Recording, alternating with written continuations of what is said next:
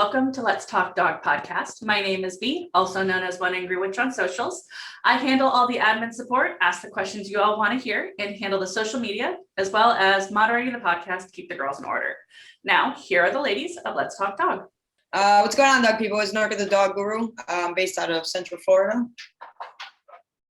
I'm Alexis. I'm in Northern Utah. And I'm Rachel. I'm from Training That Heals, and we are based out of Central New Jersey. So I've got a little bit of everything here. All right, so the purpose of this episode is we are going to go ahead and just get to know you guys a little bit more, because while we all who follow you know your content and your training, we don't know you. And I think it's important to kind of get to know people a little bit better, especially if I'm going to trust them with my puppies. So that being said, we have a whole slew of questions that have been submitted by various users across platforms, Instagram and TikTok.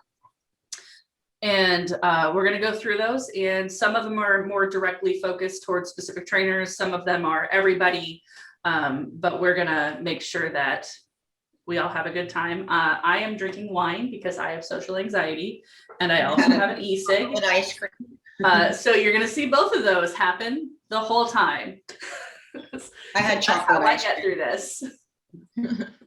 Now, for our listeners, if you guys are watching and or listening to this and you hear dogs in the background, 99% of the time they're probably mine, because they are the least trained. But also, this is a podcast about dog training, so there's going to be dogs in the background. And if you're watching it, you get to see Alexis's very cute kitty. And Rachel's, but you can't really see through Rachel to see it. He's there. He's there. All right. Always here. Always. Okay, so we're going to start with what tends to be a really common question, and that is, how did each of you get into dog training? So we're going to start with Rachel. Okay, so I got started originally. I was like 18, 19 years old. I was in college, and I just needed a way to get money. And the first interaction I had ever with dogs was just basically getting dog walking gigs, from people posting about it on social media, asking for somebody to come walk their dogs. And when I was doing that, I had no experience whatsoever. And I honestly should not have been doing that at all. But what I learned from it was a couple different things. That I loved working with animals, and I loved dogs. And whether I realized it or not, I was starting to learn how dogs communicated. So fast forward like a year later, I was out of a job also. So then I needed more than just a side gig, and I really was liking the dog thing. So as I was looking for a job, I was trying to stay in that field, and I found a local trainer to me that was hiring, and I went for an interview, and I pretty much scammed my way through that whole interview, saying that, and I didn't lie, but I told her up front that this is my knowledge. I even said in their interview that I was not comfortable working any big dogs, because I hadn't worked any big dogs before that. I had always been afraid of bigger dogs when I was younger. And she saw that as a challenge. And so she took a chance on me. And even though I had no experience and I was not qualified for the position at all, she hired me. And she hired me as a kennel tech to start out. So I started out as a kennel tech. I basically took the dogs on their walks that were in for the training at the facility, and then I cleaned and I fed them, and I cleaned the crates, I mopped the floors, I made the space look nice for when clients were coming, and that was about my job. And then fast forward, almost 9-10 months later, I was trying to stay longer. I was trying to sit on the sessions. I was trying to take in all the training information, because I was so just watching them work. I was like amazed by the process. But I was completely new to it. I was new to the concept of balanced training. I was new to dogs learning and realizing that like these issues can be trained. Like, you don't have to live with a dog that suffers with all these issues. They can definitely be worked through. So I was completely amazed by it. And they took a chance on me, and I kept going up the ladder, and eventually became a trainer there. And then I became the head trainer. And then I met Corey eventually, who's my business partner at Training That Heals. And then, unfortunately, the facility was actually going to close down just for personal reasons. They were moving on. It was a small family-run facility, so they were moving on, and I was really upset, but I wanted to keep doing it. So that's when we took a chance, me and Corey, and we opened Training That Heals. And we started our own company. We switched some things. We do things a little bit differently than how we were taught and what we started out in. but we got into it that way. Now we've been doing that since 2019. Okay, awesome. And Miss Nice. Alexis? Um, so I got started as kind of a dumb 19-year-old that adopted a German Shepherd that decided she was better off eating other dogs than getting along with other dogs. And we have an abundance of positive only trainers in Utah and not so many balanced trainers. So she got a lot of recommendations of euthanasia, and I wasn't okay with that at all. And so I just had to figure out how to do it myself. And that kind of got me started down the road. Was a pet store trainer for a few years. So I've had hands-on experience of forced pure positive only training methods. It was a great learning experience. Loved working with the dogs, but definitely felt very stuck and limited by the methods. So just over 2 years ago, I quit that job, started a super fun office desk job while I was waiting out my non-compete agreement. And now I'm just starting out with trying to kind of get clients on my own, and getting back into the dog training field up here. All right. Norky, Awesome. you're next. What about you, B? How did you know? I'm not a dog trainer. I'm a dog owner who has reactive dogs. Right, you should have a bunch of questions for us that are probably very common for Probably. Well, I started in 2014 at a doggy daycare. It's a doggy daycare / grooming / training center. I quit a job making like $15 an hour to go make $7 an hour picking up dog poop. And it was the best decision I've ever made in my life. I fell in love. The owner there was a trainer for about 25 years. He was a little bit more on the heavy hand side with the dogs. But he did deal with a lot of, behavioral issues. I saw a lot of dogs that I didn't think people can, fix or change or, help, and a lot of people were coming in crying because their dogs, were recommended to be put down and that, this was their last hope. And then I would see this man just, work magic with some dogs, and with other dogs, I kind of felt bad that he was handling them. And I just I really learned a lot from this guy, and what to do and what not to do, things to avoid when training dogs. But I mean, I started there. I was there 5 years with them, and we grew 3 different branches. While I was there, we opened up two other branches. I ran all the training departments and all 3 branches. I ran the management department. I ran the handlers. I mean, I basically managed the whole damn thing. But I definitely outgrew them. They were great. They were wonderful to me, but it was a family-owned business. So, I mean, they had their little hiccups. So I moved on. I went to a bigger company. I ran a franchise in Milwaukee for about 2 years. And then I decided to just go on my own because I don't believe that all dogs should train on just one equipment or train one specific way. And I understand that dogs learn differently. All dogs learn differently. And that company I was with was just e-collar. They definitely taught me the science behind the e-collar and how to properly use it and how to properly introduce it to dogs. But it wasn't a tool for all dogs, and they were the ones that were just, e-collar or you don't train with me. And I lost a lot of clients that way because not everybody was a fan of the e-collar, no matter how you explain it and how you sugarcoat it for them. Not everybody's a fan, and some dogs don't need it. Some dogs don't benefit from it, and I understood that. So now I train the dog that's in front of me and the way they need to be trained, and I use the methods I need for the dog in hand. So, but yeah, I'm starting out in Florida now, and it's an adventure. It's an adventure training dogs.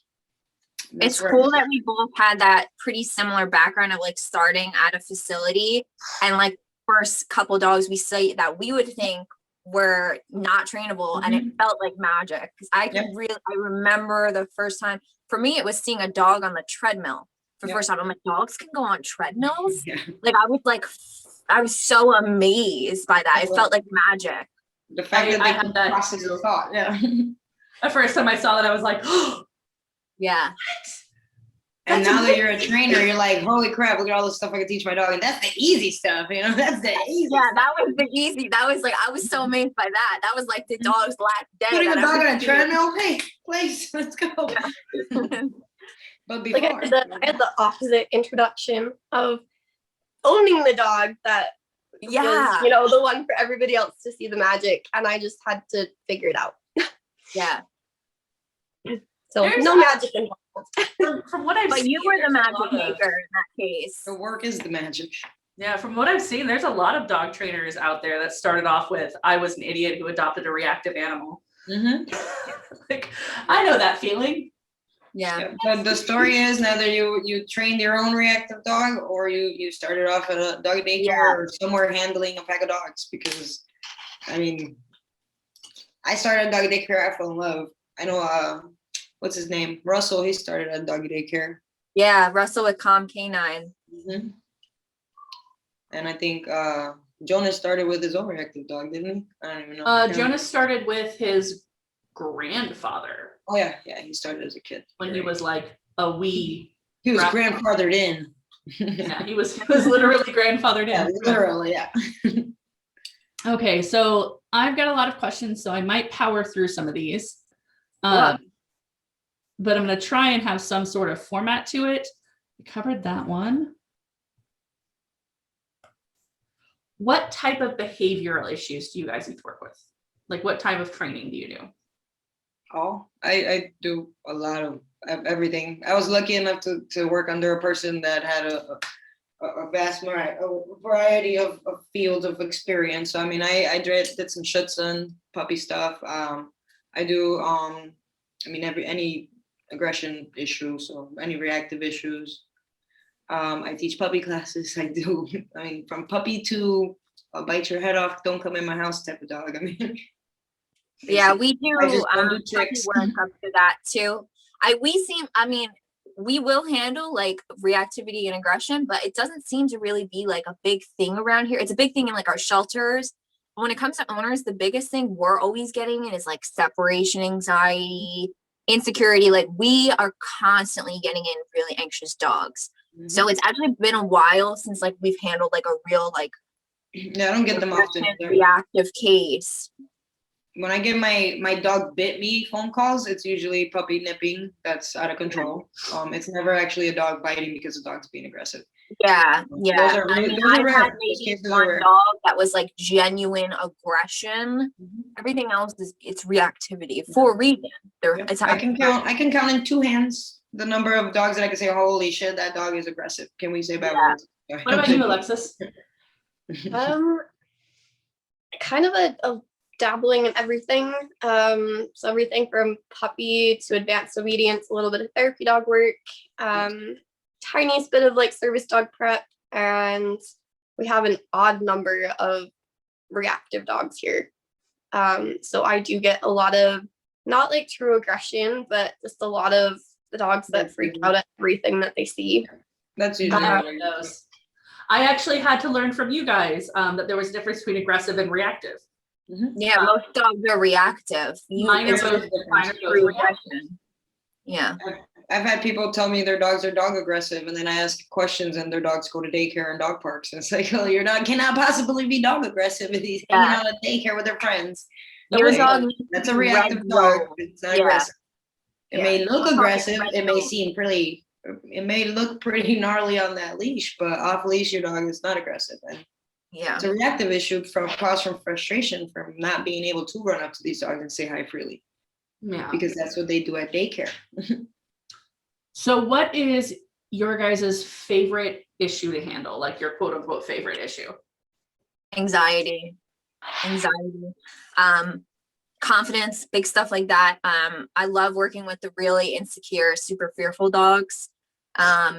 So for me, I just get so much like satisfaction watching that dog come out of their shell. And each dog definitely in all cases comes out of their shell, but it's so different when you're dealing with like a really anxious, insecure dog that almost is so so far along that they don't know how to be a dog. Like they're that insecure that they don't even know how to be a dog. And I love owners are not enjoying them either. Yeah, I will get on the floor and I'll work with that dog for 5 hours. Does that mean like what it takes? Those are my favorite cases to work. I love, love, love working with them. What about you, Alexis? Yeah, I would say probably the same. Some of my favorite dogs I've worked with have been just the super fearful, anxious guys. Got a German Shepherd I'm working right now that I'm head over heels in love with. And like first session was 4 hours of sitting on the floor to even get her to look at me. So she doesn't know how to dog. She's scared of the world and doesn't know how to dog. And it's really, really rewarding just watching dogs kind of slowly come out of their shell and figure out life isn't that scary. What about you? I gotta agree. It's the confidence building cases for me. It's just those cases that you come in there, you're like, holy shit, okay, it's gonna be work. And within the first 2 sessions, I mean, this dog has done a complete 360, and the owners are there crying because they're so happy that they can just walk their dog. So yeah, it's building confidence definitely for me. I'll be that owner, just so you know, when I come back in 2 weeks after dropping her off. I'll be that owner. That's all right. You're gonna cry. You're gonna cry when I get her. I will sob. You'll All cry right. when I get done. So outside of each other, what female handlers do you guys look up to? I love Coco Garcia. I love Jerry, Sailor Jerry. That's my girl. Jackie Dog Sense. Jackie from Dog Sense. She is so knowledgeable. I love her stuff. I've been following her since she first came across my page. I'm like, oh, this lady's throwing some information out there. Hold on. And I'm like, ooh, yes. So I mean, I appreciate a woman that can show her work. So, and those ladies do put in her work. So I would have to say Coco also from like TikTok. All the ladies that you named I love too, but Coco big time. Like, I mean, she's a girl that she'll get down and dirty. I mean, she's going and rescuing those dogs. I think that's amazing. Total like badassery. I got to throw it in there. I got to say my business partner, Corey. I mean, like even when I met her, I got technically worked at our old company longer, but she came in with so much knowledge. She's been in the dog world for 10 years now. She just like is a wealth of knowledge when it comes to dogs, like not just in training. She just has every single way she can help you when it comes to dogs. So I got to say Corey too, my homegirl Corey. And there's a couple on Instagram I really like. There's this trainer down in Florida. Her company's called Walking Dog Training, I believe. There's one out, in Missouri or Minnesota, K9 Dog Training. Love her too. Like they're doing their own thing and they're leaving their own little spin on dog training. That's what I like about them, is they're not like the cookie cutter dog trainer is like the one approach. They're approaching it in the way it should be, and they're making females look awesome in the same time. How about you? Yeah, I think I'm right on board. I don't think there's anybody you guys haven't named yet. I don't know. I think Jackie probably from Dog Sense is like, I will stop what I'm doing to watch whatever she has to say. I really enjoy watching it while I'm at it. So, yeah. All right. Have you guys experienced sexism for potential customers, and how did you overcome it when you did? I am actually lucky enough not to have, I cannot say I have experienced it. People, I mean, when I walk up to a person, they're confused already. So just listen to this person talk. So it's like, I have not. I saw something earlier on TikTok with a lady that shall go unnamed. And she was doing that whole 5 fingers up for Women's Day dog trainer thing edition. Yeah. And I was just looking like, she's just talking about sexual harassment and she's talking about, men degrading her in the field. And I'm like, I have not experienced that. I have not been unfortunate enough or, in the field, I haven't experienced it. I have to say, like, all the male trainers I interact with, and that's because I only surround myself with people that will support you, trainers, but also customers. Yeah, in the field, I haven't experienced it. Customer wise, yeah, there's definitely been a couple of occasions, but I think it's not just this. I think it's not just the fact that we're females. when you look at me, I'm 5'4", 109 pounds, soaking wet. Like Like tiny little thing. I can get why people would be like, you're gonna really handle my 95-pound pit bull, like, and they're like doubting you a little bit, definitely. But yeah, I have had like some sexist remarks over the years, like doubting when it just comes down to like women working in general. But yeah, I've gotten the most being in this industry. I've been in a couple different industries before. The occasional comment, but I have seen it. Yeah, definitely hear from customers, unfortunately. Yeah, and you're 5'4", I'm 5'8". I dress kind of dude-ish. So You're kind of genderless. It's more, I don't know, I'm a big girl. I don't I mean, talking about, do you go in your sessions in skirts, Alexis? Sometimes No, I do. Oh, you thought you were asking me. I leave my skirts at home. Norka, do you own I skirts? don't own a skirt, not a single skirt. Never in my, well, I have. I since have my mom made one. me when I I have was one little. skirt. My Alright. closet, that's You in ever my have closet. when you show up in the skirts? Yeah, no, I don't know. So I like definitely feel very hesitant actually meeting any client. So I like roll up to like neutral public meeting spot in like a skirt and heels, and they're just like, really, you're gonna train my dog? And then like spew facts at them. And they're like, oh, like you know what Oh, you're you are talking gonna train about. my dog. Actually, Yeah. Give me Um, 5 minutes, I'll prove you wrong. yeah, like give me 5 minutes to talk and we're good. So I've had it a little bit from clients. I think I've had the most issues with kind of other trainers. So obviously, like Sen is a working line German Shepherd. I got her with the intention of doing protection sports and ended up not doing them because a certain individual that is involved in all of the clubs here wanted nudes. And I did not feel comfortable with him as my trainer. And Yeah. so Sen is now a very fancy pet because that's the only option that was here, was kind of work with him and put up with constant harassment or not do it at all. And I could Keep your dignity. Yeah. We'll just get you somewhere else so that you can do it with her. Yeah. All right. Let's see, that's a dog question. That's a dog. Okay. So was there a life event or specific moment that made each of you realize that this is definitely what you wanted to pursue? Like, is there a specific thing that happened? I fell in love with it. That's what happened. Yeah, I just can fell in think love of with it. highlight moments, but not one specific thing where I was like, this is what I'm going to do for the rest of my life. It just felt right. I did it well, and yeah, just. Yeah. What about you, Alexis? Yeah, I think mine was more, so I've always had like mental health battles. And so for me, it was just kind of the constant every single day feeling like crap and then getting to go teach dogs and work with dogs and instantly feeling better. It's like, hey, we're just doing this. Like, this is that's just what you're meant to do. It just works for you. Yeah, it just works for me. I can definitely So- understand that. Every time that one of my dogs makes even the smallest improvement, I'm like, yes, Yeah. it happened. Yeah. No, and for me, it's very much like I can't go into working with a dog with a cloudy head and worried about this and worried about that and feeling like this. Like, I've just set all the emotions aside and just work in that moment and not worry about anything else. You have to So- drop everything at the door because you have to put that client and that dog at the forefront. Like, that's something you have to be very good about when you're a trainer. That's something that makes you a great trainer, is being able to, no matter what, drop all of it at the door, because you have to be in Sense the the energy. yeah. Yep. You can't, and you can't like let your guard down for depending on the dog that you're dealing with. You got to be if you're being, foggy, hazy, like you're putting yourself and that dog in danger. Timing is important. Okay. Yep.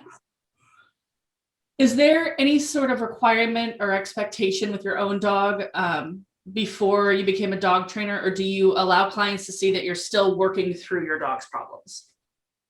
No dog trainers' dogs are trained well. We don't have time to train our own dogs. What are you talking about? My dogs are not trained. My dogs, I took care of the behavioral stuff, but as far as like tricks and commands and stuff like that, they may no sit, but They Yeah. don't have to jump up, they don't have to rush the door, they don't have to wander off, they don't have to chase prey, they know how to be on and off leash with or without an e-collar. But do they do fancy heeling and sits and downs and all that crazy stuff that I teach other dogs? No, like not at all. And they just know they're not supposed to bark obnoxiously. They know they're supposed to be implemented. I mean, my dogs are very well mannered, so, but trained, not at all. I got Tater when I was a trainer. We got him right around when we were opening up training at Heels. I had been a trainer for like over a year at that point. And I adopted him and he Houdini'd us. He Houdini'd us. Turns out he had a lot of behavioral issues. So I had to work through, and we're talking like, honestly, some of the worst stuff I've seen. And I do this for a living. So I had to work him through like some severe separation anxiety and reactivity, fear reactivity. So definitely when that was happening, I questioned myself, but like I didn't cause any of that stuff, but it was so hard that it was just like, and it's always harder when you're doing it with your own dog. You know, and I tell the owners that too, like, listen, it's easy for us to come in your house and work the dog, but doing it with your own dog, yeah, it's hard to do it sometimes and see it. So I had that perspective, but I tell people, I was saying this the other day in one of my lives I was doing, like, listen, I'm in a park right now. Every other trainer would be cool and have their dog off leash right now. I know Tater's not, 100% bulletproof on his off leash training. I'm not going to sit here and try and flex and be like, look, I'm a trainer, my dog's off leash. I know he's not. I'm not going to do it. We're going to continue to work at it. I had to spend a good portion of the first year I had him addressing the behavioral and all the other stuff. He has obedience down, but we'll get to the cool stuff down the line. We started doing like agility work last summer, little by little. And it'll be bulletproof by then, so. Yeah, little by little.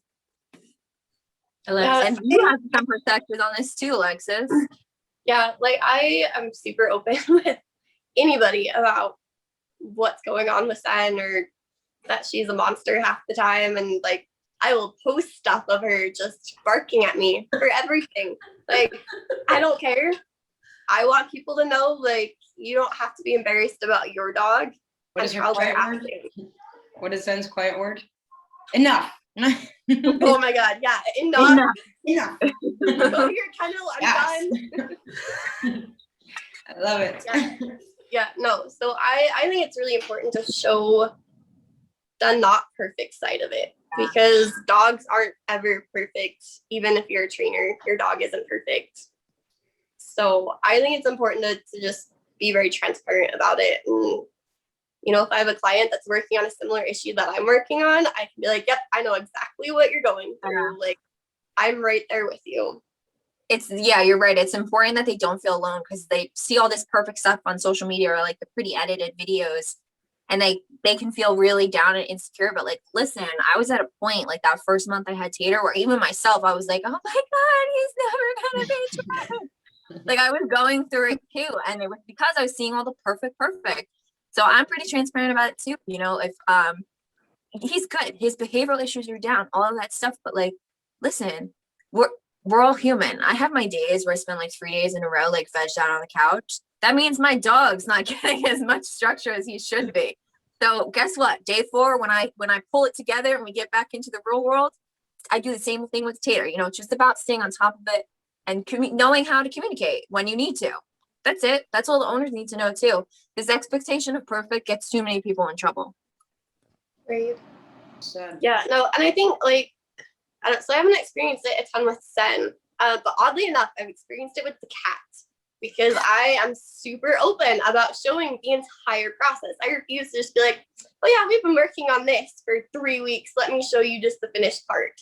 And so I show from start to finish and get so much flack of like, oh my God, you can't train a cat like that, and you can't do that, and you can't do this. And like, yes, I can. Watch. She's obviously not bothered. Watch me. Watch me use a prong collar on a cat. There's a reason. Maybe ask questions before just jumping to abuse or this is unethical. Like, I don't know. So I have to restrain myself. With that. I have to restrain myself when I see the people coming after you in the comments about using a prong collar and a cat, because I grew up with barn cats. And I grew up watching barn cats be carried around looking like their neck was broken by their mom. The claw in the Toy Story movies. Or like every time we'd have to go catch one of them, how we'd have to like pin it down and grab it by the scruff and lift it up. And I'm like, a prong collar is way nicer than dealing with feral cats. Yeah. Yeah, no, and it's one of like, I mean, so with her, she's food aggressive. She will take your fingers off for food. Cat bites are freaking hella dangerous. How many Like, of you I out would- there knew that cats had food aggression? Besides, I had no Let us idea. know. Let us I know. had no I idea. had no idea either. I'm actually convinced that Alexis's cat is a dog in a cat suit. I mean, possibly, I but think yeah, like, food aggression cats that live between with my dogs two are. cats, but not towards me. Like I can go Yeah. in. Yeah. yeah. So hers just is yell at me. anything that gets close to it, she will bite. And I will take a dog bite over a cat bite any day. Oh, yeah. Like just how their teeth are designed. It's not safe to get bit by a cat on a regular basis. No, it's So not. yes, am I using balanced dog methods on a cat to fix the behavior problem? You do Yes. it. And am I going to show all of it? Yes, I am. Balanced Because cat people training. need to see it. Balanced cat training. Yeah. Have all of you been bitten by clients' dogs? Yes. No, I have. I don't know about them. I'm speaking for myself. No, I was only making a face. I've had close calls. The last bite I had was from my own dog. And then before that was when I was a dog walker still. And that's because I didn't really know what I was doing. And that doesn't mean like you can't get bit. I simply, most of the cases we get, we're not dealing with like a lot of like super bite risks. That's why I haven't in the last the last dog we had in, there was definitely, he tried to, he got a little nasty for long periods of time, but he just simply couldn't get me. I'm too quick. You can't see these hands. I think the only client dog I've been bit was while I was a pet store trainer, and there was zero warning by anyone given that this dog is a biter. No.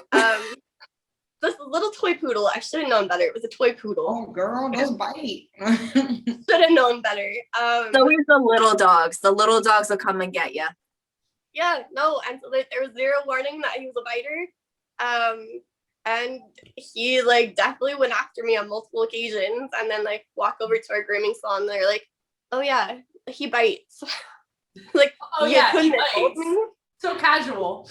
People, yeah, the problem is that a lot of people don't see the problem. It's like With small dogs. scary. It's still a bite. Yeah. Still bite. Exactly. It is, And, like, exactly. Oh, it's fine. He's fine. He'll be fine. He's fine. Yeah. He does yeah. that. I mean, just because he can't actually reach my face. I don't care if your Doesn't dog is mean 5 it's pounds. okay. If he bites me, I will kick him. Like, Yeah. You might Those not be able to are reach your always face, doing but you can damage. reach your Achilles tendon. Yeah, exactly. They'll get you. I think as a trainer, you have to be prepared to potentially take a bite. The last dog we had in, I was like, this is going to be the dog. He's going to break the 2-year streak. And even I felt like he was going to bite, and he definitely tried to go it, but it was one of those dogs, but like sometimes you have to take the bite, because if he had gone for me and I pulled out, guess what? I just It worse. reconfirmed what he's been doing for 6 months, which is what we were trying to train him out of. Sometimes you got to take the bite. Now, I'm not saying nobody, please do not, warning, be for the Rachel, you warning. know they're going to. Do not just be going in and like putting your hands in like dog bowls and stuff like that and like trying to warrant a bite. That's not what I'm saying. What I'm saying is the dog I was dealing with, even if we went to go put a collar on, would try and bite. We can't, when you're doing that, if you're a trainer and you know what you're doing and you're professional, sometimes as a trainer, you got to take a bite in that instance. Please, people, don't be going to get bit by Disclaimer, your if you are a trainer. dog. I don't know. I got bit a couple times. But in the beginning, I used to push my dog's limits sometimes with like nail trims and stuff like that. So, because that's what I was taught in the beginning. So like if I was doing a nail trim and a dog would fight me, I would just keep the pressure on and keep going. And obviously a dog is gonna bite if he feels too much pressure, and so I've got The dog we have in today, he just tried to bite us this morning when we were doing his nails, but we're like, no, stop. It's not happening. Yeah, I I have was to gonna take go there in a my, consultation because the lady just said my dog has, pulling issues and likes to lunge at bikes and stuff. And I go and reach in to say hi because the dog went up to me to say hi. And as soon as I pull away, the dog tries to bite me. So I'm like, hey. my pit we have to take to the vet because she has to be sedated to have her nails trimmed. A lot of dogs. Yeah, a lot of dogs. My dogs will let me do it. And I've quicked all of them at least once. Yeah, we'll go over in an episode about handling your dog. Yeah. Desensitization. Oh, so much desensitization. I could never say that word right. All right. So what early struggle did all of you face throughout the different programs early in your dog training career? Like board and train, did you have a roommate that made it inconveniently, virtual sessions like bad internet, things like that? Wait, restate the question. What struggles did you face? What early struggles did you face throughout the different programs early in your dog training career? So like, if you had a board and train, did you have a roommate who got mad about it, or a parent, or did you have virtual sessions that the internet was just crap, or the person wasn't getting it? Things like that might have just kind of make you have that moment when you're like, why am I doing this? Alexis, I feel like you got to tee this one off. We've all heard about what you're going through right now. I mean, yeah, mine is just non-existent. People don't want to pay for dog training. Yeah, so just where I live and how the economy and kind of the local culture is, it's not really a luxury to have a dog. It's not a dog-friendly place. So if you have a dog, you likely own a house with a yard, and when you're sick of it, you just throw it outside and never deal with it again. They do here too, girl. Yeah, and then it's a college town, so we've got a lot of poor college kids, and then a lot of young families.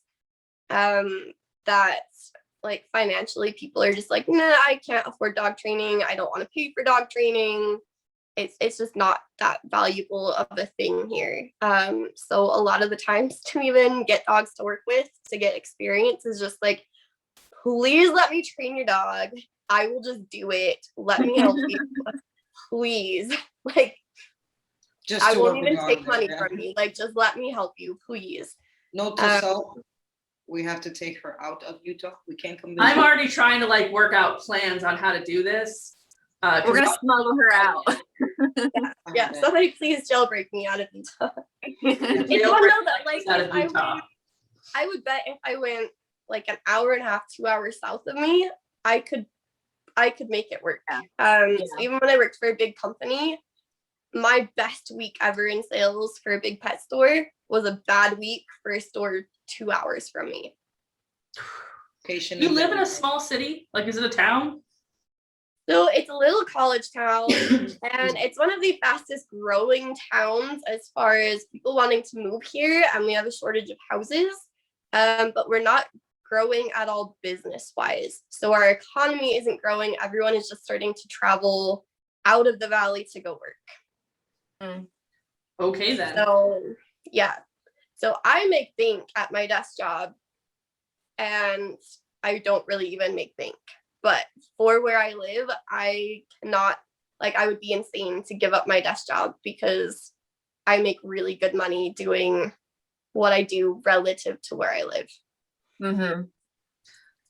All right. So, yeah, so that's where I'm at. If I'm just trying to break into actually doing this for a living all on my own, and it's not going to happen until I can move. We'll figure it out. Yeah, so it's We'll get her out of there. Yeah, so I'm just at the trying to get experience and find dogs to work with just to learn. Yeah. I think for me to answer the question, two things for us. So we're a 2-person run company. We do everything 50-50. And unfortunately, I don't have my own private living situation. So the company does not have any association with where I live. So I have to actually commute about 50 minutes north to where my business partner lives. And that's where our board and trains are, in her house. And because of that too, a lot of our in-home sessions now are further north, about an hour north of her. So for me, I wind up commuting a lot. I have to drive to her house often for our boarding trains. And I don't mind that because I love the work, obviously.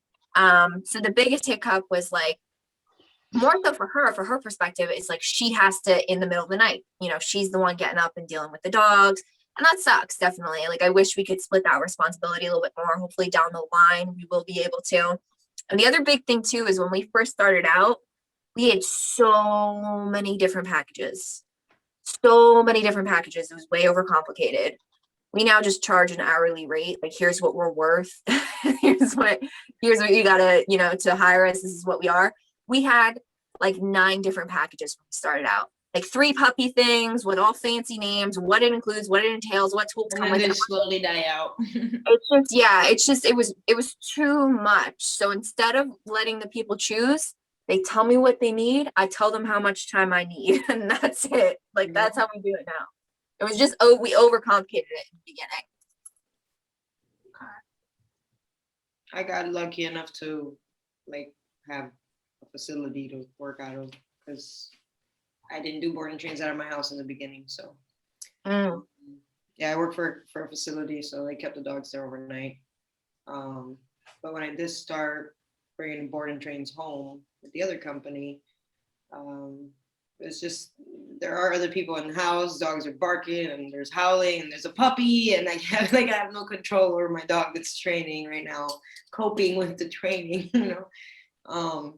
Yeah, I guess those are, I mean, if you have roommates, it's definitely not the job for you, because if they're not dog people, then I don't know why you're gonna hate life. I don't know why you're friends with them, but no, but they're gonna it's gonna be definitely a nuisance for them to have constant flow of dogs. I mean, this is every 2 weeks we have a new dog in the house. Every week or so we have a dog in the house. I do boarding as well, so there's dogs here on the weekends just hanging out. Yeah.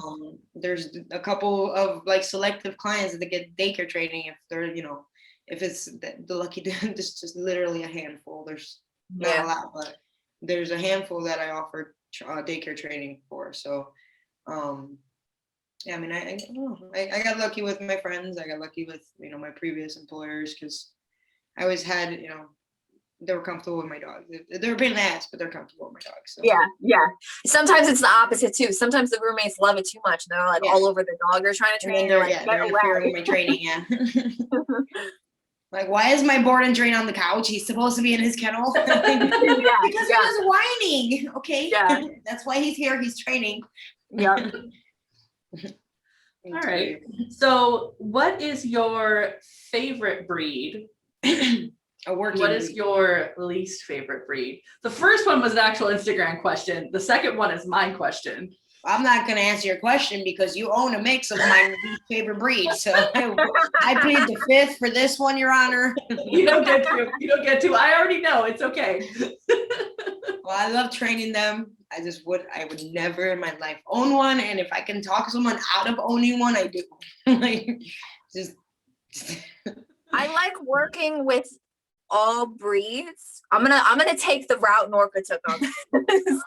I like working with all breeds, but like if I had to choose a breed that I would never own, shall I say, I would totally 9 times out of 10 say a boxer. I cannot. I can't. There goes your 2 dogs, B. Hold on, that was your 2 dogs right there, right, B? I love working with them. I love it. But I cannot, like, I see so many problems with owning a boxer in my personal situation. And it's not even because it's a bad breed. It's because, like, I'm looking at, like my boyfriend and, like, what he would contribute to the daily equation. activities. Yeah, I'm, like, factoring in, like, all this stuff. And I'm just, like, it would never work. And, like, it just does not add in our equation at all. I got spoiled. My first boxer, who was my service dog, was the perfect dog. He was an angel, and he came from a bad situation. I pulled him out of a home, and he was an absolute just perfect dog with no behavioral issues, except for he was scared of men. A lot of dogs are scared of men, people. A lot of dogs out there. Do not feel bad if your dog doesn't like a man or men in their life. It's common. And very common. He turned out to be a perfect service dog. That I had him for 10 good years. And then I got the terrorist that is currently in my living room. Yeah, they don't make them the same anymore, man. No, they don't breed them the same. The genetics have been going down. You even look at how they are. They're not up to standard. Yeah, they're not up to standard any bit. Everything, they all look different. Yeah. What about you, Alexis? I don't know. Like I like working with all all different breeds. I definitely have a soft spot for German Shepherds. I will probably always own one. It's a little bias. No. Like until I'm too old to physically manage a German Shepherd, I will always have at least one. When she can't push the vacuum anymore to clean up after them, that's when she's done. Yeah. So yeah, I have a soft spot for them. I like die every time I get to work with them. But I enjoy working with a lot of different breeds. I am not a doodle fan. Oh, I'm not a doodle fan. I'm not like a labradoodle or like a any of them. Bernedoodle or like an Aussie doodle. Like which doodle are you talking about? It has doodle in the name. A Frenchie doodle, like Oh God, a Frenchie doodle. a Frenchie doodle. Oh God, that poor dog. Yeah, no doodles. yeah. make If him- it has doodle in the name, like I will probably end up falling in love with it by the time I'm done training it. But I definitely like, I don't know, it's like 9 times out of 10. Oh, what kind of dog do you have? Oh, I have a whatever F1-B purebred Labradoodle. I'm like, oh, okay. Okay. Yeah, I didn't even know there was like stages and levels to the doodles. For those of you First generation doodle. What? For those of you listening at home, the breed that Norca is avoiding saying the words of is Husky, I will never own one. because I am a German You Shepherd. would never Husky see mix. me Let's go owning with one. Norca. Look at that. What is that? I get to hang out with a lot of them. I just would never own one. If it makes you feel any better, So she's weird that you have vocal so many as a purebred Husky. I will train the hell out of a husky. I will train the hell out of any working breed you got for me. But Yeah, I don't want no working breed. I would not Like, have- when I if I come had to home from coexist training, I with just want to chill. if I had to coexist with this for 365 days, I wouldn't. Am I the only crazy one here that's like, yes, give me all the working breeds for the rest I'll of take a my life? working breed. I wouldn't own them. No. I grew up You with entered into the line. industry different than we did. That's why you I were grew up already with a committed. line German Shepherd. His name was Zipper, because he was fast. And he was amazing and made me have an absolute weakness for German Shepherds. I've loved Huskies for forever. And so when this terror to my right came up for adoption right after. Hey, that's almost everyone's husky's name is Terror. Her name is Almost every husky. Sky. Yeah, that's their nickname. He has a lot of nicknames. None of them are polite. None of them. Or PG-13. We cannot announce them on the show. He comes with all kinds of nicknames and answers to most of them. Nice. I guess I grew up with an Aussie German Shepherd mix, so maybe I was just screwed from day one. And I was like the child that didn't have friends and didn't like people, and so I would just be like out in the backyard on the playground equipment, like teaching her how to jump over stuff. Aww. So that's what I did as a child, was train the working breed mutt to do stuff. An Aussie German Shepherd. Can you guys imagine that? Can you just stop and imagine that? Trying not to imagine how smart that Stop dog and is. imagine that for a second. Yeah. An Aussie German Shepherd. Holy energy. I have an Holy Aussie German drive! Shepherd boxer, but the box, he's half boxer and it's made all the rest of him dumb. So he's very sweet. Not dumb. No, he's dumb. No, she was ridiculously smart.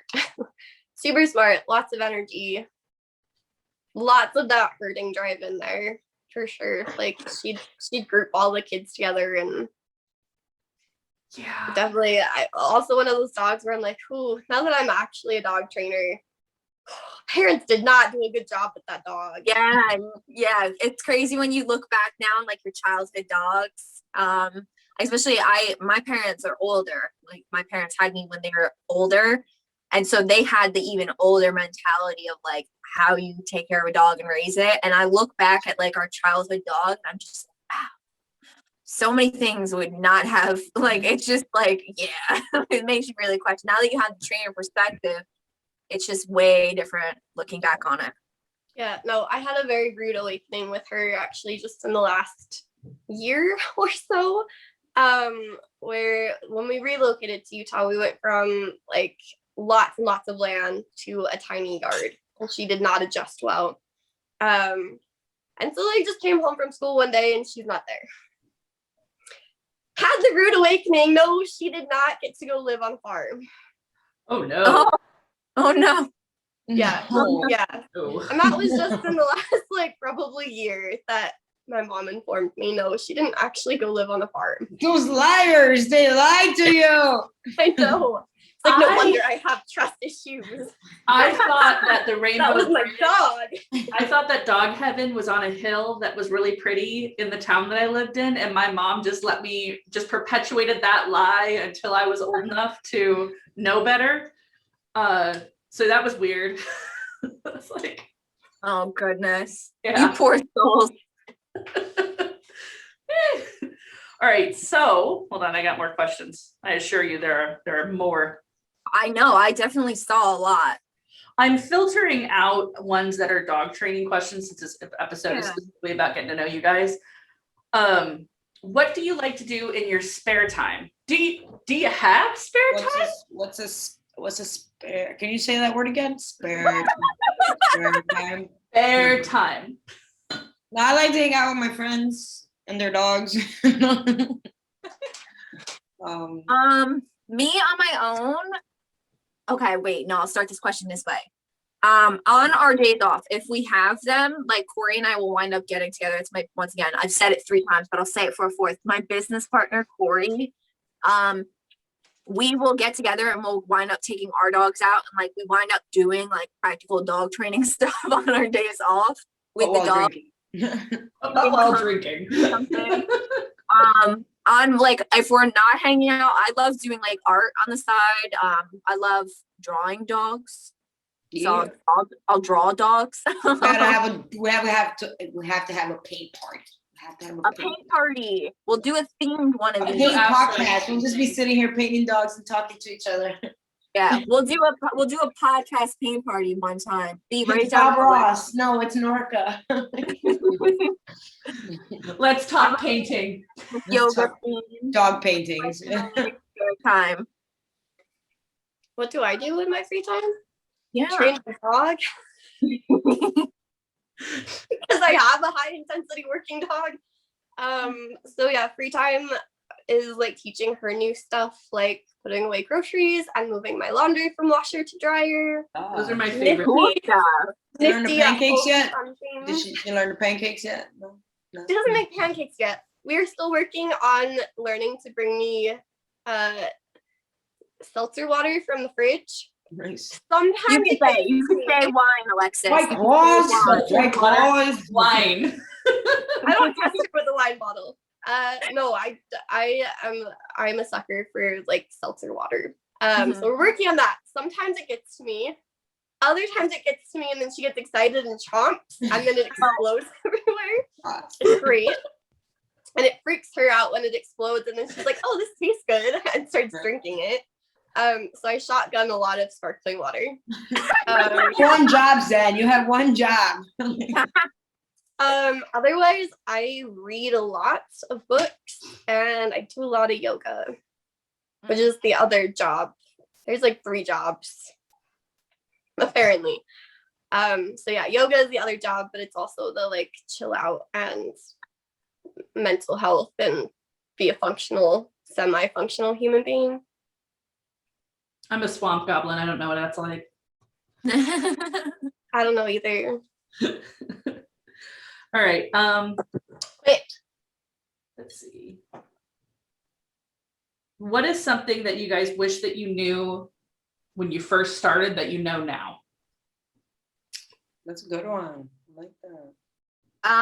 I think it would come back to what we were kind of talking about earlier on like nobody is perfect, because I went through it. Like when I was like a year or 2 into being a trainer when I adopted Teeter, like I said, and like I had this like, I mean, I went into like full anxiety about it because I just felt I couldn't gain perspective, because all I was seeing was like all these great trainers around me with what looks like these perfectly trained dogs. So I wish I had more awareness, especially during that time, that I don't care who you are in this industry, every dog has a bad day, and like being more lenient in myself and not being so judgmental of myself. Because even if you do work really, really hard at your dog, they are a reflection of you, but they aren't a reflection of you. There's dogs that people work really, really hard at, but they definitely hit that glass ceiling. And like, that's going to be what their best is. And that standard might look a lot different from other dogs that you're seeing. So like, just being more relaxed and lenient in yourself in the comparing. Like I stress that to all of my owners now. It's like one of the first things I go over with owners. It's like, do not get in the compare game. Big time. Yeah, I had that struggle with like my videos because I wouldn't post a video because I'm like, no, that's not good enough. And it's like, well, compared to where this dog was 3 days ago, 4 days ago, it's a miracle. Like, Yeah. I would definitely do that a lot before, like, and now it's like I'm Really just hypercritical I'm of just gonna post it. Let me just post that. Yeah. But, yeah, before I used to just not post really good stuff because I was always afraid of just like the dog's not good enough because I was working with a company that by that 14th day, this dog had to be off leash no matter what. And it's like, well, not every dog is capable of that. Not every dog can't even be off leash reliable. It's not for every dog. So I started like you said, just started setting those standards kind of high and not meeting them. And it kind of like, So yeah, now I'm learning to take my time with my dogs and train the dogs as needed for as long as it's needed. And if I'm done with a dog in 5 days, I'm done with a dog in 5 days. And if it takes me 3 weeks to train a dog, it takes me 3 weeks. So I guess one of them is very current, where now it's learning to overcome the awkwardness of like asking people to film for me, or like, hey, can I set up a tripod, or like, and I feel really weird about it still, and part of my brain is just like, no, this is taking away from what you're trying to do, or like I stress that they're gonna worry I'm more focused on like getting video than actually training their dog. And that's why I feel a little frustrated by like not being able to do like board and trains or like a drop off for the day situation where like I've got the freedom to just do whatever and film and work through things. So that's kind of the current like thing that I'm trying to work through. But I think like way back when I first started and just kind of how I got started was I wish I'd come to the realization and the discovery of tools aren't scary and tools aren't abuse. And because just where I live, there's very much a culture of these things are bad and like wasted a lot of time on trainers that were just like, no, if you don't use positive only, you're just gonna have to euthanize the dog because there's no fixing it. And like it took me a long time to get to where I was like, I'm just gonna try this. And lo and behold, it worked. But it was one of those, like there wouldn't have been as much struggle if I had either the support system here or trainers with the know-how and open-mindedness towards tools, rather than having to be like, oh my God, my dog bites me every time we go for a walk and everyone just is telling me to kill her. What do I do? This thing looks scary, but let's give it a go. Yeah, it would have been a lot nicer if there'd been a positive introduction to tools rather than it being like a last resort thing. Yeah, that goes for a lot of people too, even clients. Like, I definitely understand that. A tool can definitely fix something if properly introduced, and a lot of people deal with issues for months and years because they're just afraid to get educated and afraid to go out there and pay someone $50 to sit with them for an hour to explain them what a mini educator is, Yeah.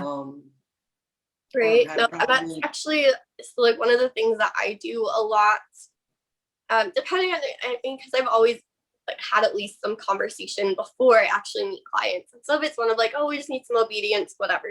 But if it's one where like I already know there's a high chance we're gonna be moving to tools, I take my tools with me to the consultation, and I'm like, try this on yourself, use it, feel what this feels like. That's not bad, right? That's not hurting you. You're not in pain. This is, and they're like, oh, these aren't that bad. And it's like, no, I told you, they're not bad. But there's such negative stigma against them. And we're here to change that. We are all here to change that. You guys know that, right? Like you are all here to change that. So. Exactly. I've gotten in a habit with every single contact form that comes through for our company. and we do a phone consult initially. So I'll call and I gather more information and I kind of get an idea of like, are they looking for a board and train or in-home sessions? Every conversation I have is always, we will determine the tools that we feel are best for your dog. All I need to know right now is that you're open to a slip lead or a prong collar or an e-collar. Your dog might not wind up on all those tools, but I just need to know right now that you're comfortable with it. When we first meet you, we show you how to use everything. We have you feel it. We get you comfortable with it. But I want to know up front, because I don't want to get to session 2 and I realize this dog needs the e-collar. And then all of a sudden, the client puts the brakes on you because they really didn't want to do the e-collar. They were only comfortable with the prong collar. Yeah. Because I noticed that is like, it is the e-collar that's primarily the thing people get the most uncomfortable with. So and it's not a matter of we won't work with you, but it lets me know up front what I need to do to help this client get on board with what their dog might need. Yep, 100%. Actually, my current board and train was just doing prong collar training. He came with his prong collar when he was dropped off. In a weekend, we are in the kitchen and there's a piece of cake on the floor, and both him and my Chihuahua try to reach for it, and he tries to go after my Chihuahua. And then I reached down for the piece of cake, and he tries to go after me. He was wearing his muzzle, so I wasn't worried, but just the fact that he even tried. And I do always correct with a leash first, and I try to correct him with his leash, and he fired up, like immediately fired up even more. So I knew right away that was not going to be the right tool. It was not going to be the right tool to help him with that. And the same evening I called mom and I was like, hey, there's, I'm most likely going to try to e-collar train with him if that's okay with you. I got to talking to her. She was totally no on the e-collar. So I was like, okay, can you meet me tomorrow? We'll meet up and I will explain this. I'll have you put the e-collar on yourself. I want you to really see what this equipment is, what it's capable of. So guess what I did? I brought Russell to the lesson and he's e-collar trained off leash and he's perfect. And he's comfortable with his e-collar. So I demonstrated my own dog, or my best friend's dog. I'm trying to claim him, but he's not mine. My best friend's dog, I showed him off and I just said, look, this is what your dog can be if we work through, these aggression issues he's having. This is what the e-collar is. The benefits of it are your dog is trained to respect the perimeter around your body, not your property. So your dog knows that he's supposed to stay within a certain amount of feet from you. And Russell was freely just kind of roaming around doing his thing. And as soon as he got more than 10 feet away from me, I would say, Russell, come. And boop, right away, he would turn around, come back. He would sit right next to me. Anything I would tell him, he would do. And I passed the e-collar around to her 14-year-old and her 17-year-old. And everybody tried the e-collar on. And by the end of the session, she's like, send me the link, I'll buy it. And yeah. And he started training that same day. I introduced it to him and he's doing very well with it. And he responds to a number 3 out of 100. This guy's working number is the number 3 on a husky, guys, on a husky. For the regular contact points, no extended ones.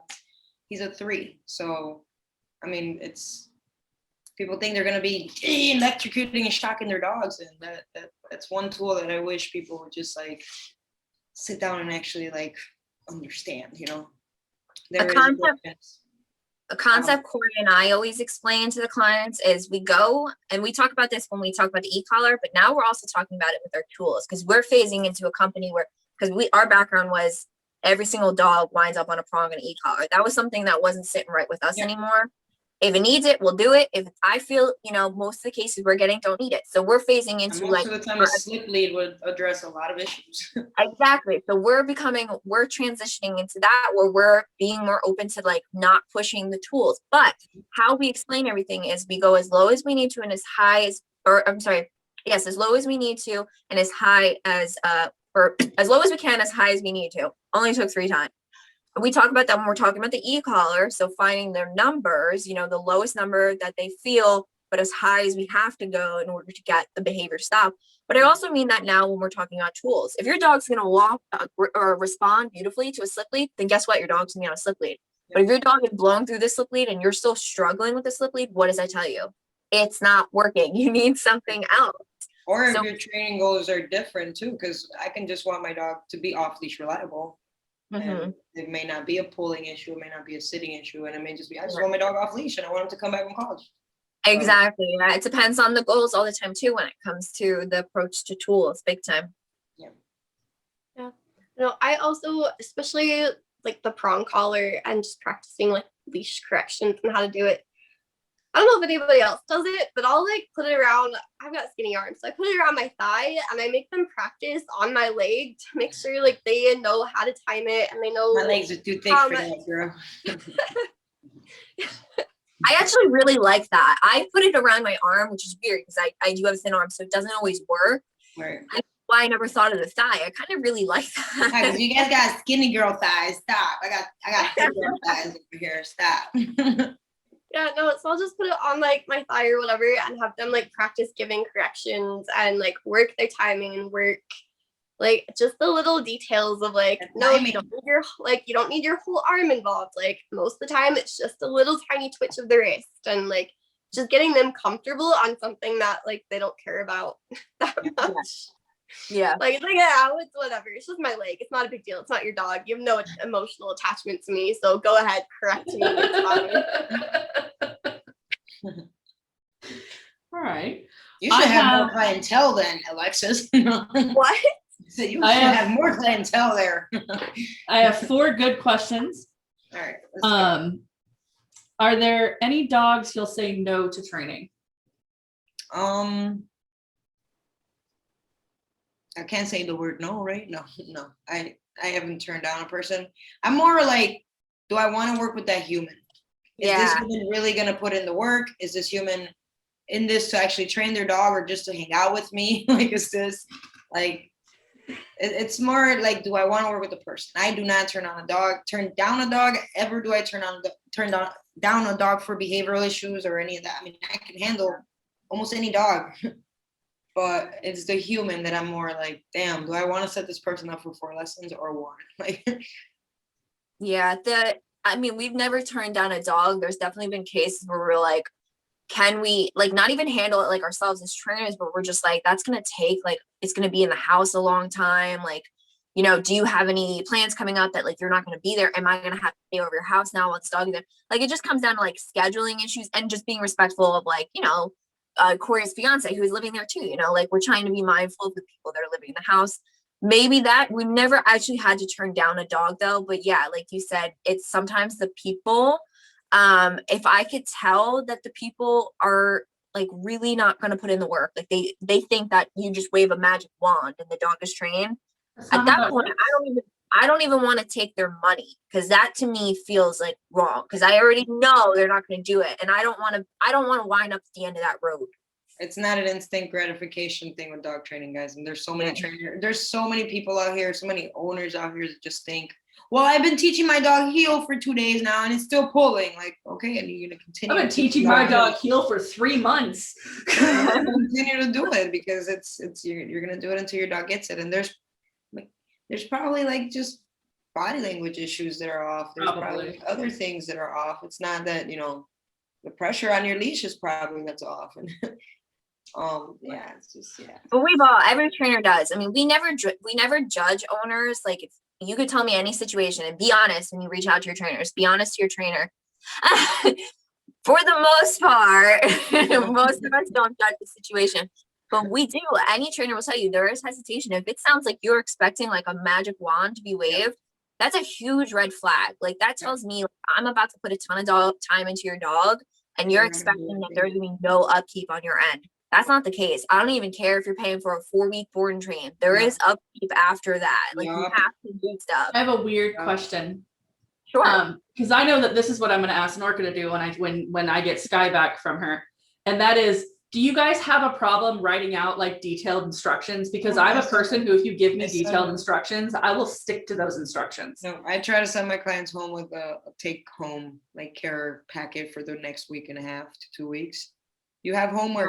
Yeah. You have to do your homework in order for your dog to stay where I left them. Like, I've learned that with my terrorist boxer. Yeah, I'm starting this new thing where I send dogs with videos home too. It's just I'm really thinking about how I want to do it because I don't want them like forwarding videos to their friends and then I lose clients because they're sending my free work around, We do the whole time that a dog is in for a board and train, we start a group chat through Facebook Messenger with the owners, and we do send daily videos, which is pretty much the same stuff. stuff that I'm putting in our Instagram stories anyway. So it's already Right. public. People could steal it if they wanted to. Right. And when I send those videos to the owners, obviously I include a ton more information than when I put in my Instagram story. Right. Like, hey, you see your dog's ear twitch right here. Like, you need to look out for that. Like, Right. pointing out all that stuff for when they come home so that they know what they're looking for with their dog. We then do the go home session. Everybody gets a homework file, but then typically I do the same thing. I'm a very organized person too, like you be. I need lists, I need all that stuff. So I know my owners want that sometimes. Not in Oregon. So I do try to, especially if I know I'm dealing with like that type of client that they need that. Some people learn in that different way. I'm really receptive of that. I'll make sure to go out of my way to do that. But for the most part, most of my day is spent talking to, when your dog is in our care, like you're pretty much talking to us all day. Like we're sending videos, pictures, text messages, we're, describing things, we're breaking all down to the point that when your dog comes home for that go home session, you should know everything already. We're basically just physically demoing it at that point. No, I try to send them home with a video, at least something that's gonna kind of. Yeah. Because I mean, I do a good job, so I don't hear back from a lot of people. They're satisfied and they don't call back, and Yeah. then they. But you, go Alexis? either- Well, my setup is a little bit different because all of my sessions pretty much are in person working with the client. So like I definitely will let them know exactly what they need to be working on that week, and we'll kind of send over text or messenger or whatever, kind of just a review of what we went over and how to work through some of the things. And then I'm awkward about asking if they'll film me working, but I always will ask them hey, can I take a video to send to you so you can see what you're doing? And then I ask for them to send me videos throughout the week. I do. So I can see that they're practicing, or I can see that they're not practicing and just try to take a video of something. So I like doing a lot of video swap of, I want them to see what their body is doing. So a lot of the time it's not the dog not getting something. It's I do something different with my body than they're doing with their body, and they can't see it until they actually can see it. Yeah. So I make them watch themselves a lot. And then I want video check-ins of, it could be 30 seconds, but I want updates of what's going on.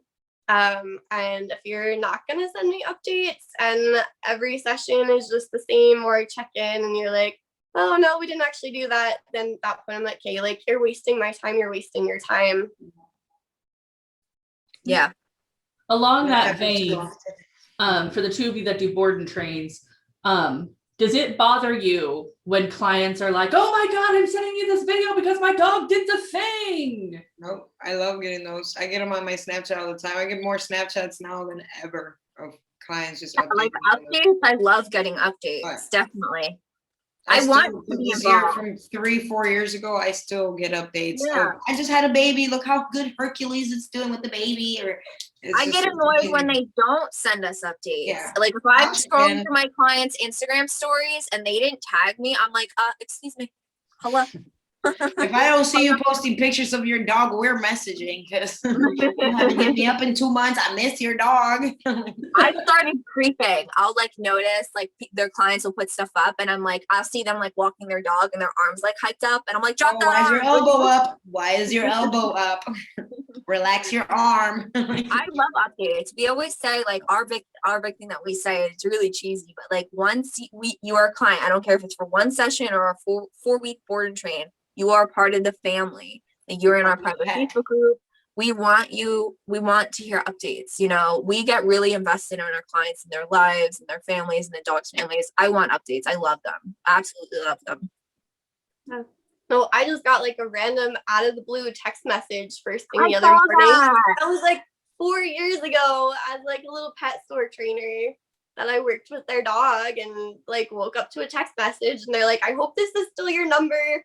But I was talking to somebody that knows you through yoga, and she asked where my dog was trained, and just needed to tell you how good he's done. He's grown up to be really awesome, because I had him as a puppy, so I haven't actually met him as an adult dog yet. And they're just we're just so happy with how he grew up and how much you helped with that. We're like, no, you did the work. I just gave guidance. You did the work. He grew up that way because of you. But I was super stoked, and it like made my day, and they sent me some pictures, and I was like, oh. And it was It's a the weird best. thing where I had just been thinking about that dog like 2 or 3 days prior to that. I was like, oh, I wonder how Tommy's doing, because he was one of my favorites that I worked with. You called it Yeah, on the universe. Yep, and then they like texted me out of the blue, and I was like, I love a dog named Tommy though. Like that's just dope. That's the dopest name. well, he's Tommy. this. I can't remember exactly what kind of dog he is, but I mean, even as a baby, he was giant. And he's got like this big bully head and like these big old droopy jowls, and he's just the cutest. We got to give a shout out to these owners out here who are actually putting in the work. Yeah.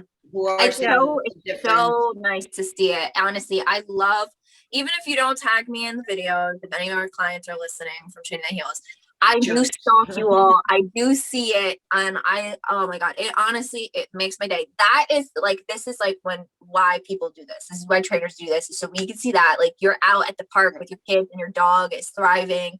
Like overcoming this those barriers that were there before, those obstacles. I have a lady, a girl, she's younger, she's maybe 20, who got a pit bull mix, who is very, very weird. He just chases his tail, like he aggresses at his tail, like, and then aggresses at the handler, and he doesn't like being petted for too long, and he's just this case. He's a mess. He goes after bikes, he goes after people, like he's a mess. So we've had 3 lessons already, maybe 4, and a couple little Snapchat recommendations here and there, a little advice. And I mean, she called me crying the other day. She's so proud of her dog because he passed up a few bikes and he didn't lunge and she didn't have to correct him. And she just feels good that she's able to walk him down the street now without him going psycho on her. And she can manage him, you know, and that's great. That's a great thing. It's really awesome just to be able to help animals and their humans coexist. How do you guys hope to change dog training? I really want to just bust all these myths, because there's so many myths out here, just people making shit up, and people just, you know, this whole positive reinforcement only thing is, dogs learn by making mistakes, kind of like we do, you know, they learn from making mistakes. You have to let your dog make a mistake, and you have to also tell your dog when they're doing something wrong and when they're doing something right. And a lot of people leaning towards this whole positive only thing are afraid of telling their dogs no. And I think it's important that your dog knows what they can and cannot do for safety, for just to be able to peacefully cohabitate with somebody. I mean, they need to know right from wrong, just like children know right from wrong, just like we know right from wrong. We are all creatures that need to know when we're doing something right and when we're doing something wrong. So I really want to change the mindset of, you know, how we train dogs and how dogs learn, because people with their my scientific, you know what I'm talking about, but I do. it's all this science-based training, but we have all these, what we're doing is science. It's showing results over and over and over and over, the methods we're using, and they're humane. Right? Yeah, they're humane. We're calling out the bullshit trainers that are not, you know, not doing the damn thing, or using balance and they're really actually using force, or, you know, we're calling them out. We're putting people out in the spotlight now. We gotta change the stigma behind dog training and tools and just balance. You need balance. Everybody needs balance. Every creature on this earth benefits from balance. That's true. What about you, Rachel? For me, I really want to help power more females. So I mean that both trainers and owners. I think that there definitely needs to be more seats at the table for some badass ladies up at the top tier, because I think there are some that have definitely put in the work. I could think of some big lady names that they're not sitting at the table and they've put in their due time. I want to see there's ladies that shouldn't even be sitting at the table. Yeah, I want to see more of that. And I mean this also to for the owners. So I want more female owners to feel empowered that struggle. And so maybe this is something also that you relate to, Alexis, like us both dealing with dogs that had like pretty bad behavioral issues. I felt like, oh my God, my life was over. Like I'm never gonna be able to like date or like get married. Like no guy's gonna ever be able to be in the same house as this dog. But feeling that empowerment and like you can do it, because I think the common theme is like you have to be alpha, and then that alphaness is associated with like masculinity and being like a strong, dominant man. I'm 5'4". I've trained Great Danes. I've trained dogs that weigh 10 pounds less than me, all of them. And I've done good so far. So you are capable, even, you know, as a female in your way. And to be honest, I really think that dog training needs more of like a feminine touch, which is something that I've been saying a lot of lately. Oh, yeah. Specifically in my state, a lot of the trainers that are there's no other balance trainers, but some other trainers that are like not, you know, positive only, they're sort of in between. They're pretty heavy handed. They're like very heavy handed, and it's all men. It's like the same background of like the same story. And some of these dogs have come to us afterwards, and like we're talking like puppies, and they now have like Damaged. a big fear of like just being leashed because of the amount of force that was given. And it comes from that, once again, alphaness, the alpha mentality. And it's not needed. I mean, I really think there needs to be more of a feminine touch when it comes to certain cases. Yes, definitely there's cases where you need to use more force and like that's what the dog needs. But in some there isn't. No, you need to be comfortable to get down and communicate in the way that a dog needs. When you're dealing with your anxious dogs, you're not using like a macho-ness. You need to get on that dog's level. That dog's level is one of nervousness and all that stuff. So I want more female trainers to be sitting up there. I want more female owners to feel empowered and like they can do this and that they can handle it. That they don't need to be big and strong, that there's definitely a way for us to handle it as well. And just more female presence. I think it's definitely needed in this industry. When I started out 2-3 years ago, every single trainer I knew, aside from the trainer that hired me, she was a female. Every other trainer that I knew and every other trainer that was started to connect with me on social media was all men. I did not start to see other female trainers in my network until this past year. I wasn't really seeking it out much either, but even now trying to seek it out, like you guys and a few other that I named earlier in the podcast are like about the extent that I know of.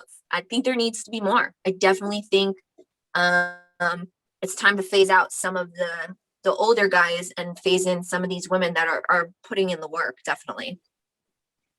We gonna do this, baby girl. We are going to do this. No.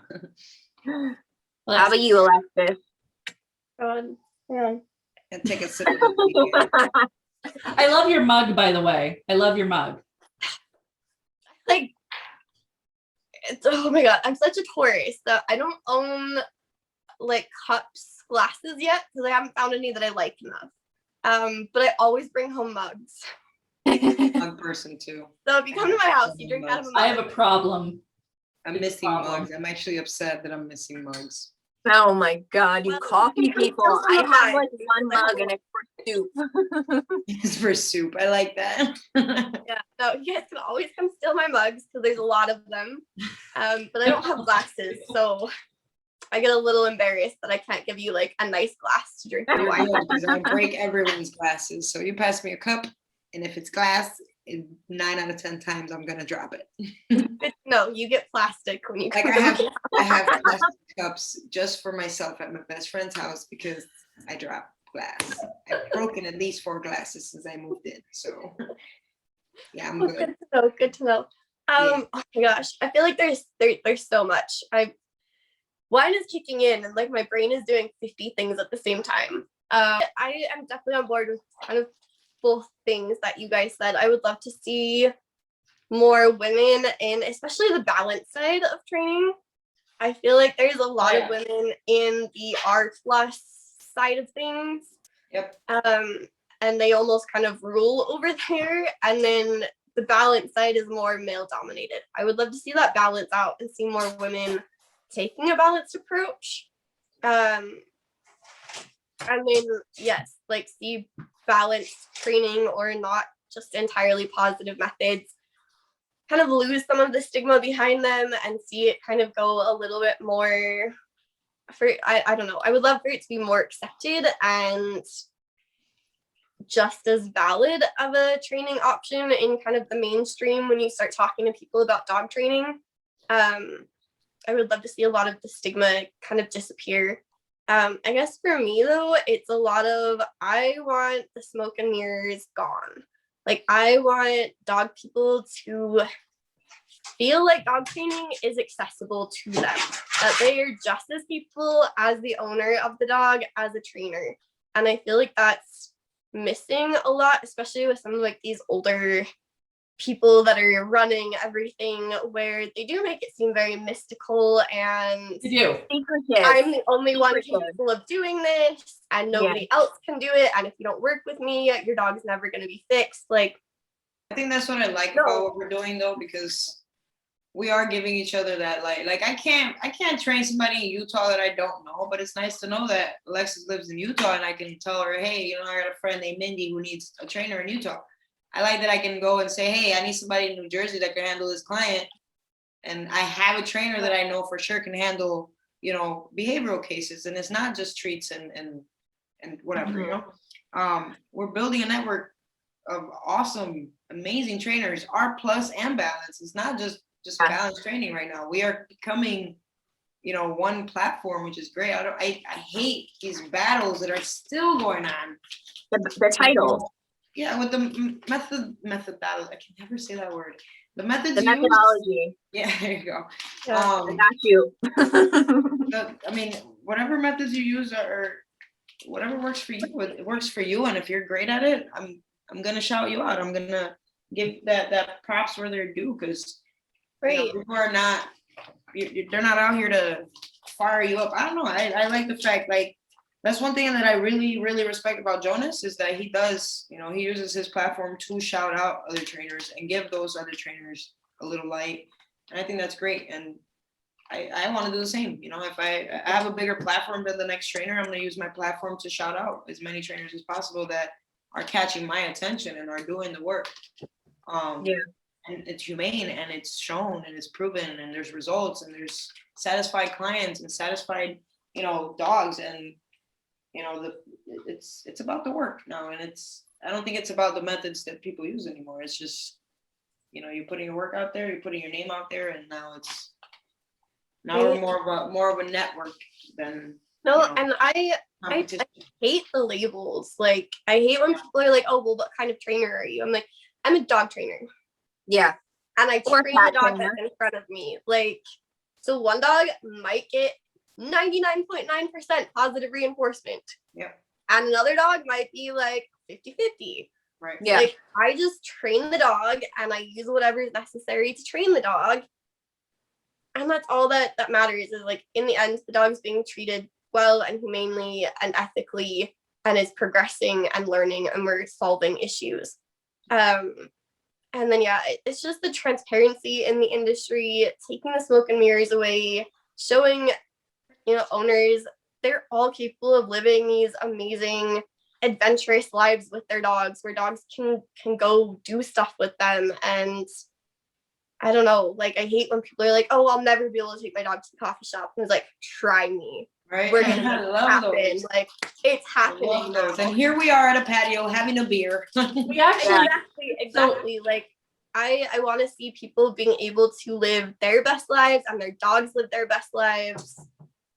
And people know that they're just as capable of doing that as me or any other trainer. And it's not just a dog trainer that's going to be able to get a dog to go do those things. So even as an owner, and not a trainer, because I'm by no means definitely not a trainer, I've seen that differences. So like, I have my 2 reactive dogs, my boxer, who is not treat motivated. If we are outside the house, he will not stick anything in his mouth. He wants nothing to do with any food. And then I've got Sky, who's half and half. But then I've got my mutt, my big boy, who he will do anything you ask if there is food involved. He doesn't care. He'll walk across the bridge and then off of it if you give him food. That's Russell. Russell. But he's and my pit is much the same way. She is entirely food driven. She's a little sausage. But you know, I've got the other two who it's 50-50, another one who just won't. He just won't. And I just had the other day when I was messaging Norca because I'm taking Sky down to her. And I was like, Norca said, well, we'll go out and do this. And I was like, but I'll have 11 with me. And she said it was fine. And then I had that moment where I caught myself typing out, but he's reactive. Mm-hmm. And then I was like, who am I talking to? It'll be fine. It'll be fine. I don't need to be scared because it'll be fine. Yeah. And finding women in the balanced industry on the balanced side of the house who are willing to, you know, work with aggressive dogs and use tools and things like that was huge for me because I was staring down two dogs that I had no idea what to do with. Yeah. None. And I work better with women than I do with men. That's crazy brain related issues. Women, actually, that's very common. That is Yeah. very common. Yes. And being able to, Jerry was the first one I encountered because she was the one who I could see more like feedback on. And she does a lot of what you guys do, which is she coaches you. Yeah. On how to fix things or what to do, or she looks at the videos of you working with your dog and then gives you the corrections and feedback and things like that, and then gives examples if she needs to. Poor Enzo. He is the forever example dog. But it makes a huge difference. There are not enough women at all. Yeah. I probably would still just be struggling and thinking I'm never going to be able to go anywhere with my dogs. And I love to hike and camp. And last time I went camping, I believe 11 kenneled at a vet because there was no way I could take him. Yeah. And even Sky was a bit of a nightmare to take. But with more women coming out, more women coming into a visible sort of view, it makes those of us who are like, I'm never going to be able to do this, look at this and be like, well, I might be able to now. I have someone I can talk to. I have someone I can contact. I have someone I can hire that's going to be able to relate to that on a level of being female, because it's very different than being a male dog owner. We have, like I said, we get a lot of clients from these 2 to 3 companies close by in our area, like the next state over and like kind of right in our same area. They're male-owned companies. And I get these female clients coming. They're either solo clients, like just a woman and her dog, or it's like the girlfriend reaching out and the boyfriend doesn't want to do training, you know, or the wife and the husband situation. But normally it's the woman that always reaches out, just like the women normally make like the doctor's appointments for the family and everything. But the common theme I get from the clients that come from those trainers are, that guy looked at me and said, you shouldn't have gotten that dog, or judged me for saying I wouldn't be strong enough to do this, or just huge shame. Listen, owner already's got the dog. You move on from that point. They already have the dog. So now let's go into what can they do from this point on. I don't like that's where I get like the most mad, is when I hear that other trainers like shamed these owners or made these owners feel bad, or like they weren't capable, or were like, you need to like come up with a better solution. Listen, your job as a trainer is to work the case. That includes the owners, not just the dog. So if your owners are dealing with physical issues that make what your training program does difficult, you need to cater your program to that. If they can't open a prong collar because they have arthritis, guess what? You got to switch it up. Yeah. If they have a learning disability, I have a buckle. guess what? You got to switch it up. If it's a small woman or somebody dealing with like a physical, like she physically just can't do something, guess what? You got to show them ways that they could do it. But and it comes down to these people that their approach is one style only. And if the dog doesn't fit that, that's it. They don't want to work with it. You need to work the dog and the case in front of you. That includes the humans. And the big disconnect for a lot of trainers is remembering the humans, not communicating with humans, not making them feel like they could do this, barely showing them how to do it. It's wrong and it's unethical. And I hate it. Hate it, hate it, hate it. Hate it. I just did a free 2-hour video consult earlier in this week for a client that's the next state over in Pennsylvania. And she did, I think it was a 3-week board and train with the company, and her dog came back with worse issues. And they trained the dog on a prong and e-collar and then didn't even provide the prong or e-collar for her, nor a link of where she can go get them. She didn't know the brand or anything. And they didn't do homework files, and they did a 30-minute go home session. That's not even, where the hell, what company is that? I know. Oh. And so I was so mad, and it was a balance trainer too. So in the name of Expose the fakes. I know. In the name of balance training, I was like, yeah, I've got, you're part of our family now. Never have I ever gotten through a session in 30 minutes. Never have I ever gotten through a session in 30 minutes. Not even just a regular basic sit session in 30 minutes. It's not. It was crazy. Like her story, I was so upset. And she was shamed on top of it too. And I was like, listen, we're not doing that. I'm like, I got you. I'm not going to charge you in the name of balance training. We're going to do better than this, because I don't want to let that be your experience. Because I was not okay with that. You And should I kill think that company. I went out. I went in on that a little bit. I took that one very personal. That one hit home for some reason with me. That's not even right. That's like, you just No. dropped this person of their money, took their dog for 3 weeks out of their house, and then left. Like, Yeah. Literally. they didn't even send the dog home with. Like, what's the owner supposed to do? Like, without these tools now. Like, There was concepts she didn't even understand that she should have understand within the first hour of her dog being in that facility. Like that a prong collar is communication, not just a correction tool. Like you need to communicate with your clients. That's the disconnect. A great trainer makes sure the human also know what the heck is going on. I don't care how good of a trainer you are. Cool, the dog's doing a handstand. Fantastic. If the owner doesn't know how to do that, you failed. Yep. I don't care what you can make a dog do as a trainer. The human, the owners, they need to know. So you got to work with them too. I've taught so many of my board and trains extra things just for fun. Mm-hmm. And then I teach the owner, like, oh my God, look, I taught your dogs how to hug, you know? And Yeah. Never do that. Never in their life will they go and tell their dogs to hug each other, even though I spent My stepkid taught Sky how to hug. teaching them this awesome trick. Break it. But, yeah. All right. So I have 2 more questions I'm gonna ask, and then we're gonna wind down because this is gonna be a long episode.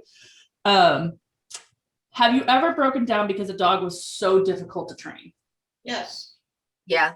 Oh my God, yes. I had an Anatolian Shepherd who made me have a complete breakdown. Yeah, yes. He kept pissing his kennel, like literally, like we could be outside for 5 hours and he would not use the bathroom, and the moment I put him in his kennel, he would piss. Mind you, it was a 9-month-old puppy who weighed like 120 pounds. That's a big boy. Yeah, so every like, I don't know, 3-4 times a day, he would just, whenever he had a pee. He's an outdoor, he was actually bought for livestock protection. So he was actually bought for what it was bred for. And the guy actually just had him out loose. So the dog would just go when he needed to go and never learn the concepts of potty training. So for a week and a half, this dog was pissing his kennel. And I had to think that first week he was in my house. I said, why does he keep peeing? I'm like, why does he keep peeing in the kennel? I'm doing everything. And total breakdown over that Anatolian puppy. Yeah. There's a couple dogs that will definitely make you second guess your choices as a dog trainer. But I mean, I wouldn't trade this for anything. I just wouldn't trade this for anything. What about you, Alexis? 10. And wine kid. No, in fact, like me and Rachel had to talk about this the other day because I don't know if it's just been the past few months of there's been a lot of stuff in the personal life going on that's been huge and life affecting and left me in a not great spot. She's kind of backslid a lot. And so Rachel heard some of it of where I'm like kind of back to square one.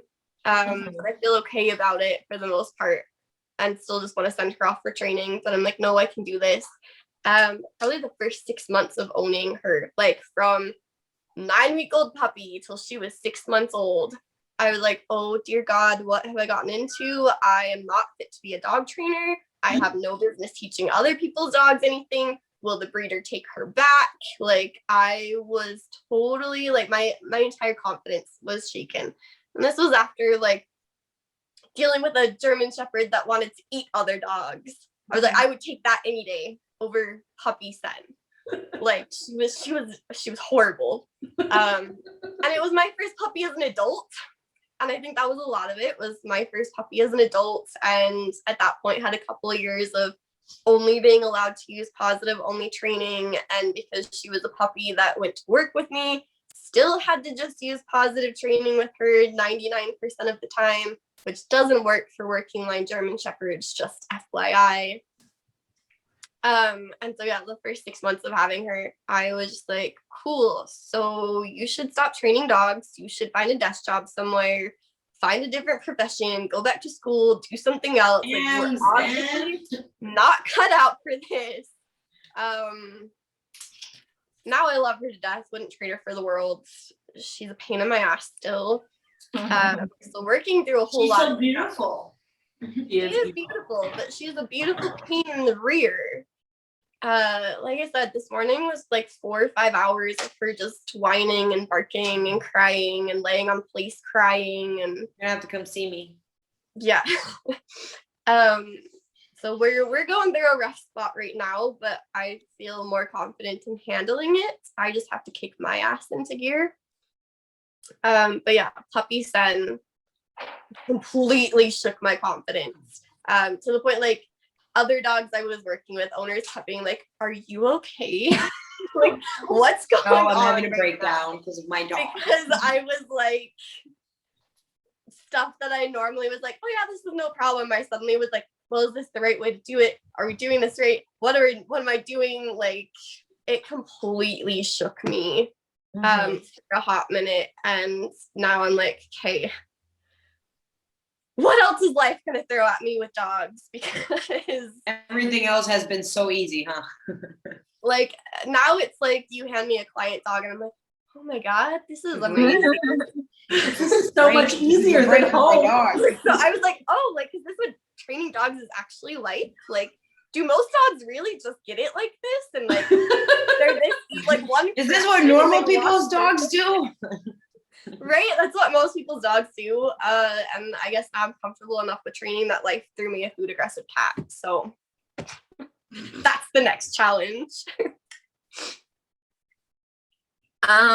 For me, I kind of say it's pretty similar to Alexis. I mean, I had a point like early in the beginning with Tater, I had to take like almost a month off of work to work him through the severe separation anxiety. He had gone through 3 crates on me, and like that first 2 weeks home, like was breaking out. Like it was insane just for me leaving the bedroom for a minute and a half. Like come back to a broken kennel and a dog. Yeah, and it was insane, and it shook me like to my core because it makes you question everything that you had just been practicing. And when it's so personal to you, you're like, why can't I just get through this? Like, why? Like, you know, but what got me through it was like, well, my clients are probably dealing with this, and the only reason I don't see it for my clients is because I'm not with them all day every day. I'm just with them for the session.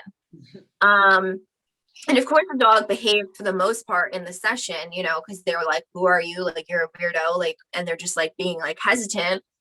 But definitely, like, I would say my dog Tater was like a big one for me. Okay. And our last question is, what are your ultimate goals for the future? I want to travel and train. So kind of what Sailor's doing. Yeah. I want to travel and train, but I want to do it with a group of trainers that I trust and love and adore and have awesome work to show. I want to have a team that, you know, a rock star team to do it with me. Yeah, I just want to travel, and I want to stay in the States. I don't want to go out of the States. I just literally want to be in a different city every week or so, just training dogs and doing seminars and living the life on the road with my dogs. my trainer buddies, you know. Corey and I really want to have a larger property. I mean, and like be able to expand the type of training we do. So Corey's background has been in like show training and like, you know, breeding show training, all that stuff. So being able to take on stuff like that, doing like class stuff, doing like agility work. I've always wanted to do therapy dog training. Our big goal is to have like a big warehouse or like a big property where we have like more working dogs and we have people coming out to us to do classes and all that stuff. Having a space, like we still want to do home style boarding, but like having a thing in like the backyard where we don't have to be like in her kitchen demoing to the clients. Like we have a little space to go into, like an open garage or something, just a little bit more room, and expanding what we offer, being able to give people like, you know, we could do a lot right now in our current setup, and we're both very thankful with our current setup. Shout out to Bart. We're both very thankful, but we definitely we would kill for more space because we would be able to do like what we both love doing too, like more of like that other style of training that we want to get into as well. Okay. Like- You're up. Okay. I just felt like I cut Rachel off. Well, number one, I just want to train dogs full time. Like, and live on that. Like, I don't want this to be the side thing. I want to get to the point where I can just train dogs. I think it would be really interesting to be able to travel just a little bit, and do like workshop style stuff and seminars. But I'm definitely a like put roots down, would love to get married and have kids and like raise little dog children that are good around dogs. Little and, future trainers. like little future dog trainer yogis. Like, I don't know. So yes, I want to find like a balance between like training full time, getting to travel just a little bit, but still like be able to also have a family and have like family involved in all of the dog stuff that I like to do. And then fall in love with a dog lover, okay? I know. I mean, we still have to develop that like dating app for dog trainers. Oh, dude, let's That would go. be awesome. Patent pending. Yeah. Like we need a dating app for dog trainers. It's terrible being a dog trainer dating somebody that just doesn't get dogs. What we call this, I what we definitely, call this like- app, guys? What we call this app, though? It's hard being a dog owner who is incredibly, like, I love my dogs. And my mom actually said to me when I started dating my partner, she said, "Does he know that you love your dogs more than him?" I hope And so. I was like, yeah. Yeah. We could call it hot dog. Like get like Hot dog. I feel like that would work. Or Let us know if hot dog works. Yeah. doggy So- style. Oh. Or call it, what was I gonna say? I was gonna say one. Damn, I had another one. Never mind. It came and went. And yeah, and then like to top it off, the cherry on top, I really want to get into protection sports. So next Yes. shepherd, I want as an IPO prospect and to get into that side of the dog training world. Maybe I have too many It's so goals. fun. My goals are pretty simple. I want to be able to take my dogs off leash when I'm hiking and camping. That's Yeah, all I want out of life. that's a great goal. And we're gonna get you some new dogs, all right, B? No. Right?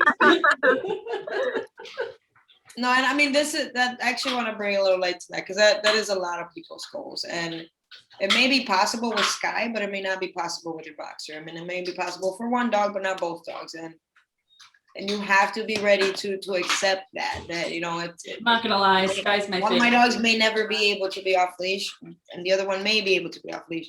But there's a lot of people out there that go and rescue a dog, and they really think they're gonna love this dog to its best, and the dog is not capable of a lot of this person's goals. But now I'm not They're saying your setting dog. your I mean, goals and setting your dog's goals. And Right. sometimes your goals and your dog's goals, they there's a don't raccoon align. behind you. Oh, it's a kitty. It's a kitty. My dog's goals are to not eat my cat or other small animals as she comes across them.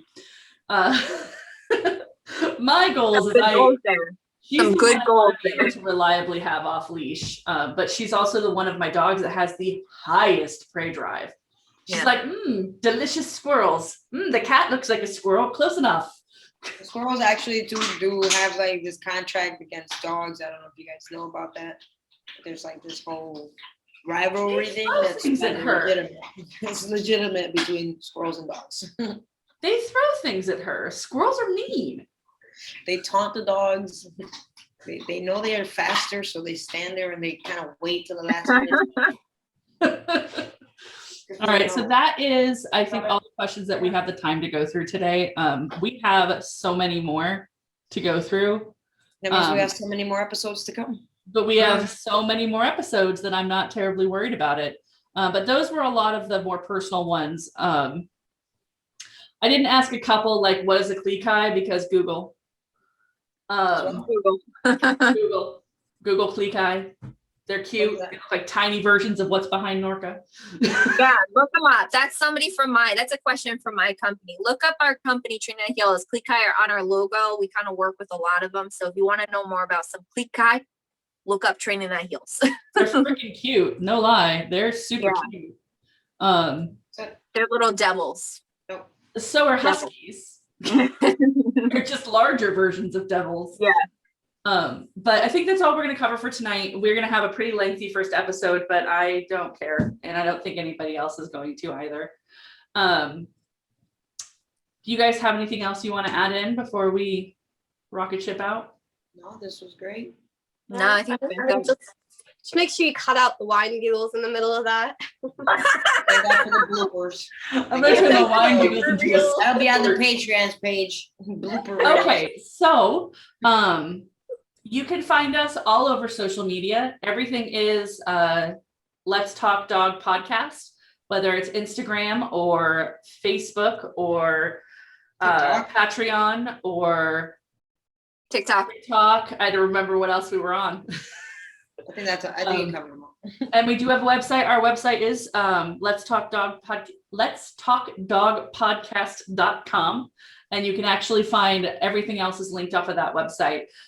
We are going to be launching off of Anchor FM as our primary podcasting platform. But as soon as we get this first episode uploaded, I will be adding it across to all of the things so you can download us anywhere. Other than that, thank you for listening. And y'all have a good night. Thanks. Bye. Bye.